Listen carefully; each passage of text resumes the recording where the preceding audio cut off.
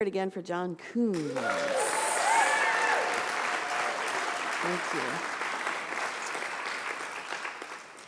So we're continuing with our exploration of Exodus, recognizing that normally this story is told in the spring during Passover season, but since we are kind of preparing for our own Exodus, I thought it would be good for us to look at this story more than once during the year. And last week we talked about the call of the Promised Land, that idea that in traditional metaphysics, Egypt represents material consciousness, and the Hebrews represent spiritual consciousness. So we're being called out of the material consciousness into the spiritual. We're being called out of what Shariff Abdullah calls breaker consciousness into mender consciousness, that there is something more. That there are times in our life where things just don't seem to reflect who we are or what's going on, and so we need to change, and so we begin that process of the Exodus, like we're doing with our building. We're recognizing that we need to change the way things are right now. So in continuing the story, you'll remember that we sang, "Let my people go," and there was a part in the whole Exodus story where the Egyptians would not let the Hebrew people go. And so they were visited with many plagues. And I think it's kind of interesting, you know, when we look around at what's happening in the world today, don't you feel like, whoa, how many plagues are we going to get? You know, are we at end times or what? So just a few things going on this last month. We've had Hurricane Harvey and Hurricane Jose. We've got fires in Oregon, Washington, California, Montana. There was an 8.0 earthquake in Mexico, and right now, as we are here, Hurricane Irma is making her way through Florida. So there's a lot going on, yeah? And it's almost like the consciousness is saying, let my people go. Let's let go of this material breaker consciousness. And it's important that we not get caught up in the swirl, right? That we not get caught up in fear or because then we're not really helping any situation at all if we kind of give into it. On the other hand, we don't want to hide our heads in the sand and act like we don't know what's going on. So let me talk a little bit about breaker consciousness. It's based on separation and dominance, and I think it has its origins in the book of Genesis, chapter 1, verse 26, where we read, "And God said, let us make man in our image, after our likeness, and let them have dominion over the fish of the sea, over the fowl of the air, and over the cattle, and over all the earth, and over every creeping thing that creeps upon the earth." I think we've done that, don't you think? You know, we've kind of taken dominance over the whole earth, and we've kind of played that story out, and we have kind of taken it to extreme levels.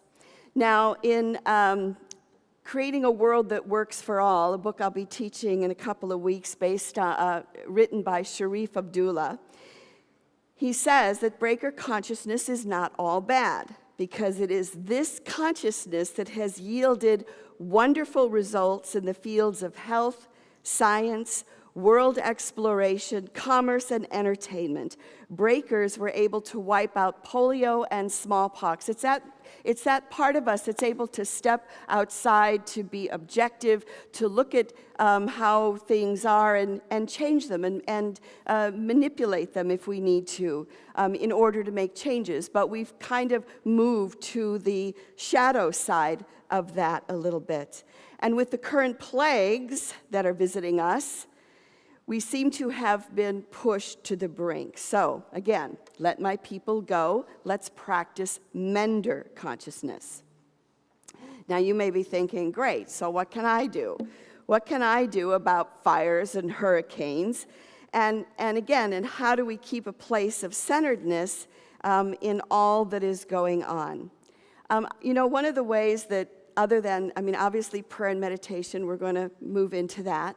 But I think creating order in our own world, in our own life, is very helpful when things seem to be out of order. So whatever it is that you do to help you bring order to your life, even if it's cleaning your house, to create order, clean out a closet, and to just stop and be grateful for what we do have, that it kind of helps to shift the energy.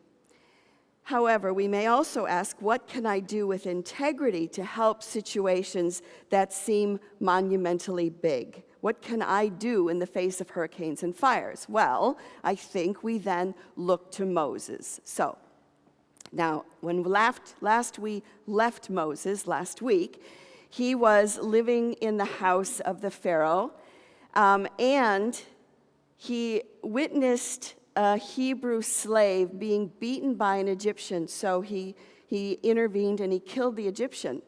And of course, this soon became public, and so he had to get out of town because the Pharaoh wanted to kill him.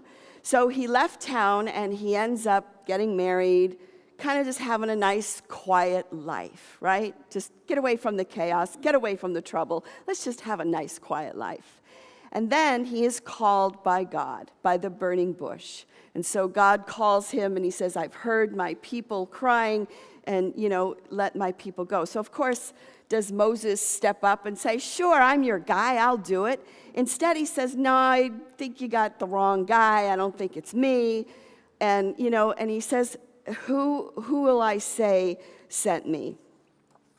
And in Exodus 3, Moses said to God, but if I come to the Israelites and I say to them, the God of your ancestors has sent me to you, and they ask me, well, what's his name?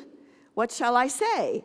And God said to Moses, I am who I am. He said further, thus you shall say to the Israelites, I am has sent me to you.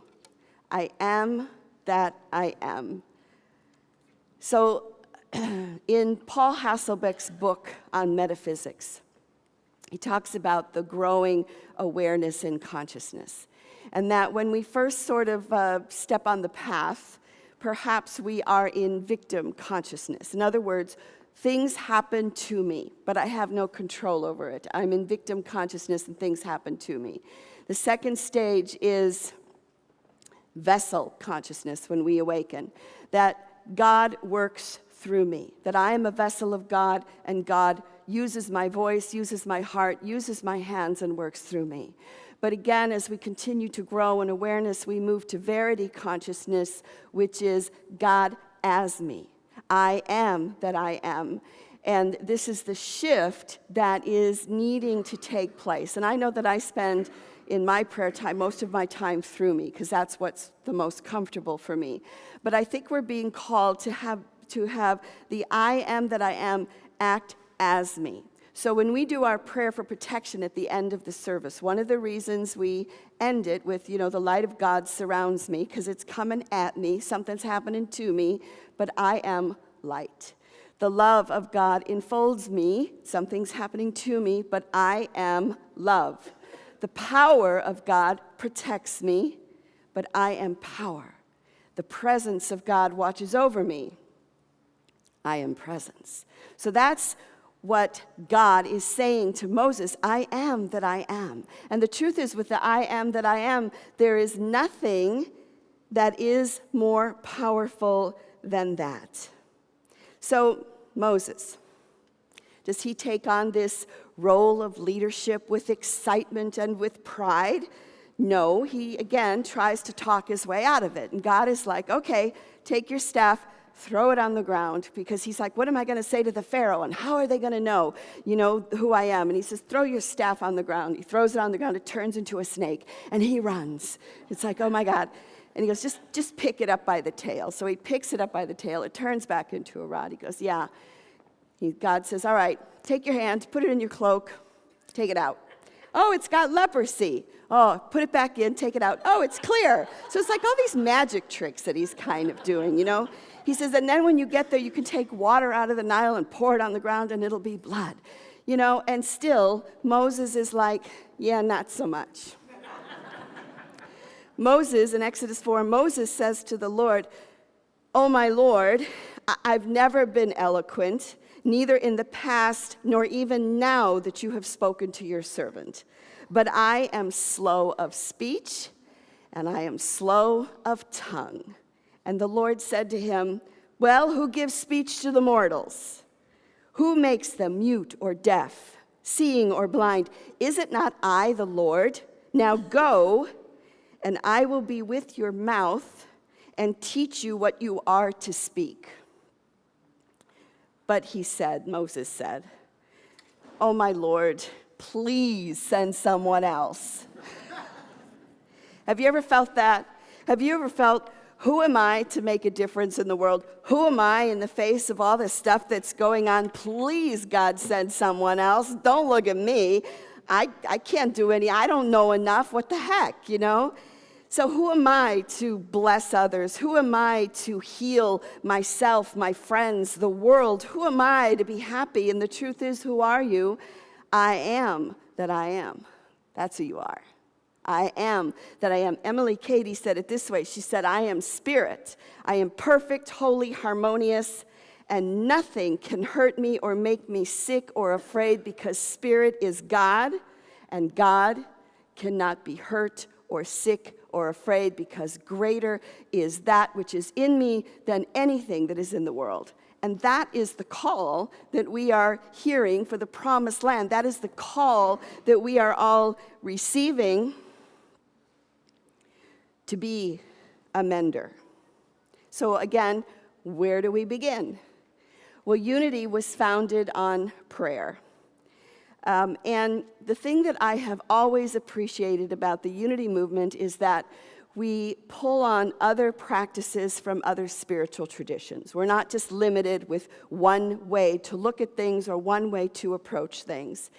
And so what I would like for us to do today, because of what's happening, and you may feel helpless, and together when we're in community, we can really touch into the I am that I am and speak from that place, is to do a short practice of the Buddhist practice of Tonglen. How many of you know Tonglen? Yes. So basically what Tonglen is first you come from a place of I am, recognizing that nothing can hurt you or make you sick or afraid, for greater is God that is within than anything in the world. But we begin by calling to mind someone that you know, someone that you love, who is suffering right now. Maybe someone is sick, having troubles in some way. So we begin by calling forth that person in our mind, and then you imagine that they're in front of you and you breathe in their suffering. You can imagine it as smoke. You can imagine whatever way you want, again, recognizing that you're in the I am that I am place. So you call that in, you breathe in their suffering, you hold your breath for a minute, not a minute, but you hold your breath, and then you transform it, bring it to your heart. Imagine that it becomes light, and then you breathe back healing, happiness, wholeness, whatever is needed to that person. And so we'll do that a couple of times with that. And then I want to move to all beings, particularly those in Florida, the ones in the Caribbean, and we'll do that on a collective basis. And then I want to try something else. I would like to try the practice of Tonglen to the hurricane, you know, to the winds, to the waves, and then to the fires. And why not? Unity was founded on prayer. It was called practical Christianity. It's like, hey, let's try these practices together and see what happens. So, to begin, let us anchor in the I am that I am. And so the way I'd like to do that is just to chant I am that I am for a few minutes. And the words are I am that I am, I am that I am, blah, blah, you know that. And then soham, soham. Soham in Sanskrit is I am that I am. Many of you remember this. I haven't done it in a while. So center yourself.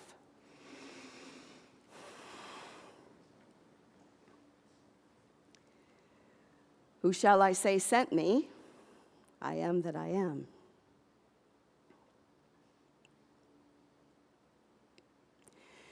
I am that I am. I am that I am.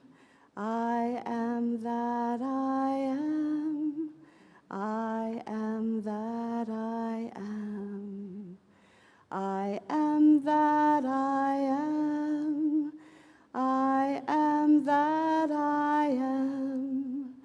I am that I am. I am that I am. So hum. So hum, so hum. So hum, Shivo hum. So hum, so hum. So hum, Shivo hum. I am that I am. I am that I am. I am that I am. I am that I am. And from this place, I invite you to imagine someone that you are close to, someone that you love, who is having a challenge at this moment, is suffering in some way. And when you have that person, I invite you to breathe in their pain and their suffering. Do it now. Hold your breath. Imagine taking this suffering and transforming it to light, and then exhale back, healing, love. And inhale the suffering again. Hold it. Transform it. Breathe it back in the form of light and love. And again, breathe in their pain. Transform it. Send it back with the exhale. And then just take a normal breath.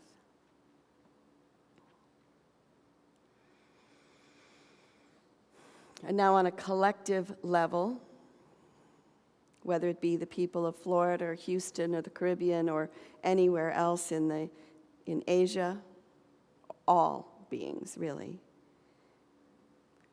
Collective. Inhale, pain, suffering. Hold and transform. Exhale, light. Again, inhale, pain, suffering. See it as smoke. Hold it. Transform it. Exhale. And again, breathe in. Transform. Exhale. Take a regular breath. Now imagine the hurricane is in front of you. And I invite you now, breathe in the high winds, the waves, breathe it in, hold your breath, see it all calm down, and exhale peace, harmony, and order. Inhale the waves, the winds, the chaos. Hold it. Transform it and exhale. And again, breathe in the hurricane. Hold it and exhale. Normal breath. And lastly, the fires. Breathe in the fires. Hold it. Transform it. Maybe breathe out water. Inhale the fires, the suffering. Hold it. Transform it. Breathe out water. And last time, breathe in fire. Hold it. Transform it. Breathe out water.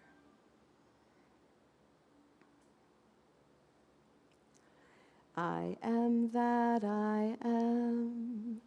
I am that I am. I am that I am. I am that I am. I am that I am. I am that I am. I am that I am. I am that I am. So hum, shivo hum.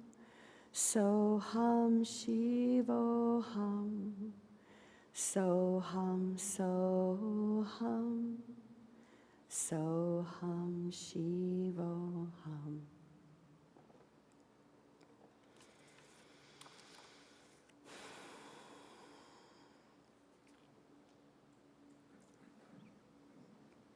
And then taking a deep breath and coming back to this place.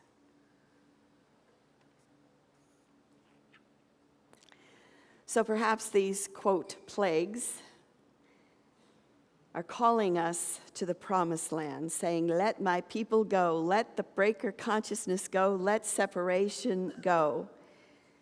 Let us move into Mender consciousness just as we just did. We practiced Mender consciousness in community. And when you feel like saying, oh Lord, please send somebody else, please send somebody else, recognize that I am has sent you.